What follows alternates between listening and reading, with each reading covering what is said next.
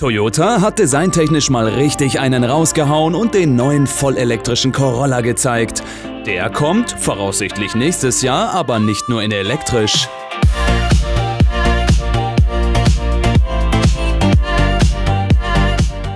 Der kommende Toyota Corolla kommt offenbar als Verbrenner, Plug-in-Hybrid und als reines Elektroauto. Das geht implizit aus der Pressemeldung von Toyota zum neuen Corolla-Konzept hervor, das vor ein paar Tagen auf der Tokyo Mobility Show vorgestellt wurde. Vor 2 Wochen hatte Toyota bereits erste Bilder der Designstudie präsentiert und angedeutet, dass sie einen Elektroantrieb haben soll. Jetzt hebt Toyota hervor, dass es nicht nur als Elektrofahrzeug angeboten wird. Es war stets das Ziel, Mobilität für alle zu gewährleisten, weshalb auch der Corolla als ein Auto für jedermann galt. Nun stellt sich die Frage, was geändert werden müsse, damit das so bleibt. Der Toyota-Designer Lance Scott äußerte den Wunsch, das meistverkaufte Auto der Welt vollkommen neu zu gestalten. Vor allem sollte es den diversen Bedürfnissen der globalen Kundschaft gerecht werden. Maßgeblich dafür seien Antriebsstränge, die auf beiden Technologien basieren, elektrisch wie auch verbrennungsbasiert. Der Toyota Corolla werde mit unterschiedlichen Antriebsarten angeboten, denn der Corolla ist ein Auto für die Masse, aber die Masse will nicht unbedingt das Gleiche. Der Designer äußerte sinngemäß, dass es keine Option gewesen sei, den Corolla nur als Elektroauto anzubieten. Die E210-Baureihe des Corolla, die aktuelle Generation, begann 2018 und in Europa wurde sie 2019 eingeführt. Er nutzt die Toyota New Global Plattform TNGA, auf der auch der Prius basiert. Aber das bedeutet, dass sie für Verbrenner, Vollhybride und Plug-in-Hybride geeignet ist. Der Corolla gründet sich auf die für Kompaktfahrzeuge vorgesehene Version TNGA-C, wohingegen der Mirai auf TNGA-L basiert.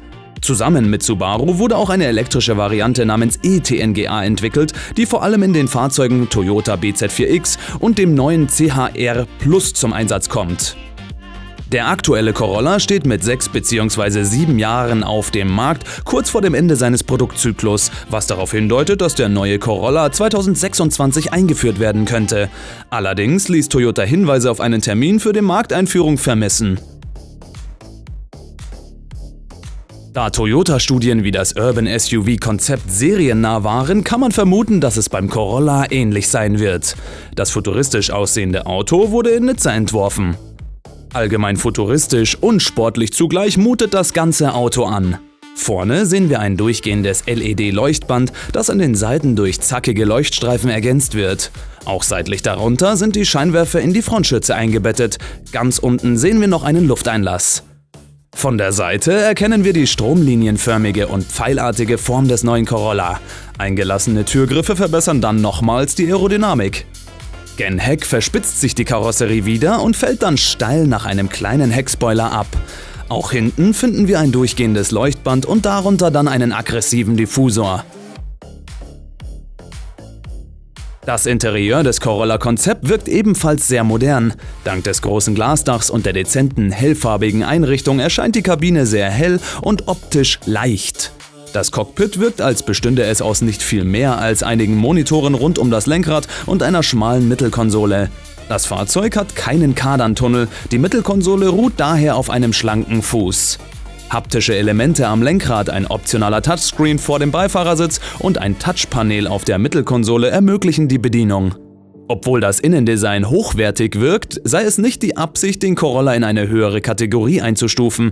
Somit bleibt das Fahrzeug ein Konkurrent des VW Golf und ähnlicher Modelle.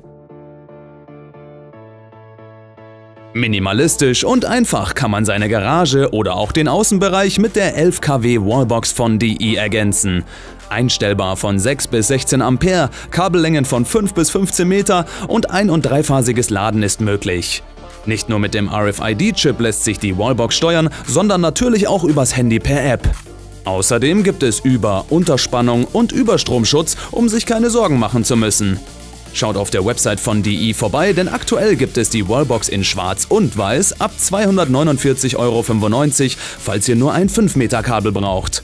Und wenn ihr meinen Code Project Drive benutzt, gibt es nochmal 30 € Rabatt. Also schlagt zu, falls ihr eine braucht, denn das Angebot gilt 2 Wochen lang ab Videoveröffentlichung. Den Link zur DI Wallbox findet ihr in der Videobeschreibung. Es wäre nicht überraschend, wenn der Elektro-Corolla auf der ETNGA-Plattform basieren und ähnliche Antriebe wie der CHR Plus erhalten würde.